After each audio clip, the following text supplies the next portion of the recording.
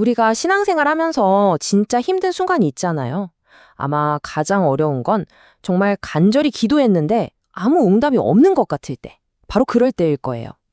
그래서 오늘은요, 이 기다림이라는 게 도대체 무슨 의미인지 한번 깊이 들어가 보려고 합니다. 진짜 바로 이 질문 아니겠어요? 아니 하나님, 왜 이렇게 늦으시는 거예요? 간절하게 매달렸는데 상황은 점점 더 나빠지고 응답은 없고 그럴 때 우리 마음속에서 정말 이런 외침이 터져 나오잖아요. 제발 지금 좀 도와주시면 안 돼요? 하고 말이죠.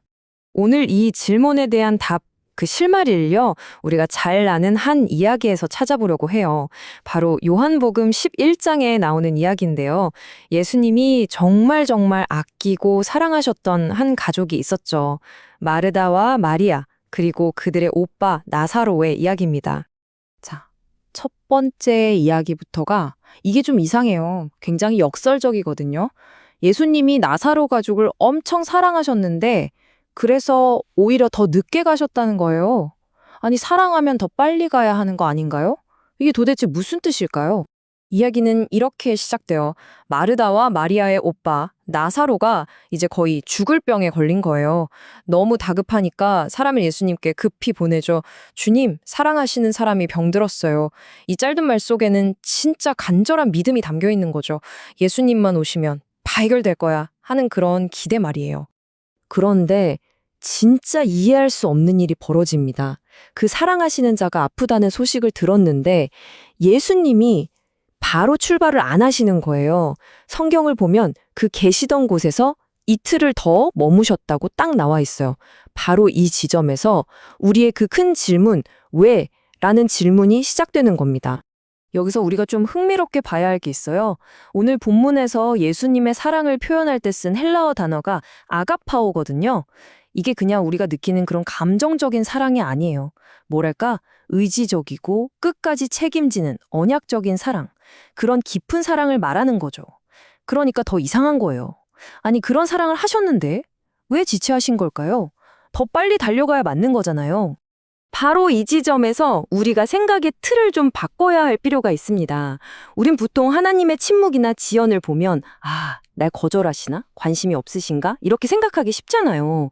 그런데 하나님의 큰 그림, 그분의 계획 속에서 이 지연은요, 거절이 아니라 준비의 시간이었던 거예요. 그냥 병 하나 고쳐주는 수준을 넘어서 아예 죽음 자체를 이겨버리는 그 생명을 보여주기 위한 엄청난 준비였던 거죠. 맞아요. 그러니까 오늘 우리가 꼭 기억해야 할 첫 번째 핵심, 바로 이겁니다. 하나님의 지연은 절대로 하나님의 거절이 아니다. 우리가 보기에는 그냥 가만히 계시는 침묵 같아도 바로 그 시간 속에서 하나님은 가장 완벽한 때를 위해 가장 완벽한 일을 준비하고 계신다는 거. 이걸 믿어야 해요. 자, 그럼 예수님이 이틀을 더 머무신 두 번째 이유는 뭘까요? 그건 바로 예수님은 우리의 조급함이 아니라 아버지의 시간표에 따라 움직이셨기 때문이에요. 이틀이 지나고 나서 예수님이 갑자기 자, 유대로 다시 가자 하시니까 제자들이 완전 기겁을 하는 거예요. 네? 선생님, 방금 거기서 사람들이 돌 던져서 죽이려고 했는데 거길 또 가시겠다고요? 이게 바로 우리 모습이죠.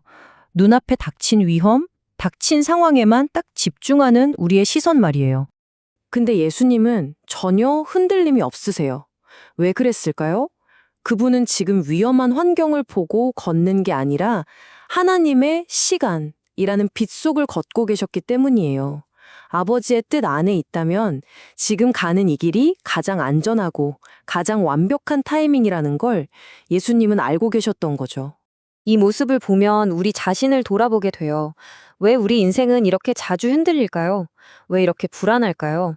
결국 눈에 보이는 상황 따라가고 주변 환경에 휩쓸리고 내 안의 두려움을 따라가기 때문 아니겠어요? 그런데 예수님은 우리에게 보여주시는 거죠. 아니, 다른 길이 있어 하고 말이에요. 자, 이제 예수님이 지체하신 이유, 그 세 번째이자 어쩌면 가장 중요한 목적으로 넘어가 볼게요. 그건 바로 제자들의 믿음을 제대로 세워주기 위해서였습니다. 예수님이 제자들한테 이러세요. 우리 친구 나사로가 잠들었어. 내가 가서 깨워야겠다. 그러니까 제자들이 그걸 곧이곧대로 듣고 잠들었으면 곧 낫겠네요. 이렇게 순진하게 대답하죠. 하지만 예수님이 말씀하신 잠은 그런 뜻이 아니었죠. 훨씬 더 깊은 의미가 있었어요. 여기서 잠들다라는 헬라어 단어가 코이마오라는 건데요. 이게 성경에서는 되게 특별한 의미로 쓰여요. 바로 믿는 사람의 죽음을 가리킬 때 쓰는 말이에요. 왜 하필 잠일까요? 믿는 사람에게 죽음은 모든 것의 끝, 소멸이 아니라 다시 깨어날 것을 약속받은 잠시 잠든 상태와 같다는 거죠. 예수님은 지금 죽음에 대한 관점 자체를 완전히 바꿔주고 계셨던 거예요. 그리고 마침내 예수님이 자신의 속마음을, 그 의도를 정확하게 밝히세요. 내가 거기 없었던 걸 너희를 위해 기뻐한다. 와, 이거 진짜 충격적인 말씀 아닌가요? 친구가 죽었는데 기뻐한다니? 왜 기뻐하셨을까요? 그 이유가 바로 뒤에 나와요. 이는 너희로 믿게 하려 함이라. 이 모든 일들이 제자들이 예수님을 그냥 병 고쳐주는 좋은 선생님 정도로 아는 게 아니라 죽음까지도 이기시는 진짜 생명의 주님으로 믿게 하려는 하나님의 완벽한 계획이었다는 거죠. 그러니까요. 이게 정말 중요해요. 하나님의 최종 목표는 그냥 우리 눈앞의 문제 하나 해결해주고 끝! 이게 아니라는 거예요.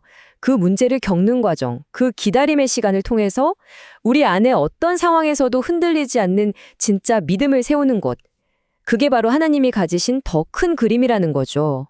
자, 이제 이야기의 클라이맥스로 가보겠습니다. 이 나사로를 살리신 사건은요, 그냥 와, 죽은 사람이 살아났대 하는 기적 이야기에서 끝나지 않아요. 이건 우리를 복음의 가장 깊은 곳, 바로 부활과 생명의 약속으로 이끌어갑니다. 여기에 정말 놀라운 복음의 역설이 숨어 있어요. 보세요. 이 나사로를 살리는 엄청난 기적 때문에 종교 지도자들이 저 예수는 더 이상 두면 안 되겠다 하고 죽이기로 마음을 굳힙니다. 무슨 말이냐면 나사로 한 사람이 살아나기 위해 예수님은 십자가, 즉 죽음으로 한 걸음 더 가까이 가셔야 했다는 거예요. 그리고 더 크게 보면 우리 모두가 영원히 살기 위해서 예수님은 결국 십자가에서 죽으셔야만 했던 거죠. 그리고 마침내 예수님께서 인류 역사상 가장 위대한 선언을 하십니다. 이건 정말 요한복음 11장의 심장이고 우리 기독교 신앙의 모든 것이라고 할 수 있는 말씀이죠. 나는 부활이요 생명이다. 나를 믿는 사람은 죽어도 살 것이다. 이 말은요, 예수님 자신이 생명 그 자체이기 때문에 그분을 믿기만 하면 우리 몸은 죽더라도 우리의 존재는 영원히 살 거라는 엄청난 약속입니다. 마르다와 마리아의 눈에는 모든 게 끝난 것처럼 보였을 거예요. 너무 늦었어 라고 절망했겠죠. 하지만 예수님께는요, 절대 늦은 게 아니었어요. 오히려 그 순간이 하나님의 영광을 가장 빛나게, 가장 찬란하게 드러낼 수 있는 바로 그 완벽한 타이밍이었던 겁니다. 그래서 오늘 이야기의 결론을 우리 마음에 다시 한번 깊이 새겼으면 좋겠습니다. 하나님의 지연은 절대로 거절이 아닙니다. 그것은 우리를 통해서 하나님의 영광을 드러내기 위한 거룩한 준비의 시간이라는 것 꼭 기억하세요. 혹시 지금 오랫동안 붙들고 기도하는데도 응답이 없어서 지쳐있는 분 계신가요? 정말 끝이 안 보이는 터널 속에 있는 것 같으세요? 그렇다면 오늘 이 말씀을 기억하면서 스스로에게 이렇게 한번 질문을 던져보면 어떨까요? 지금 나의 이 기다림은 하나님께서 어떤 더 큰 영광을 위해 준비하고 계시는 시간일까? 하고 말이죠.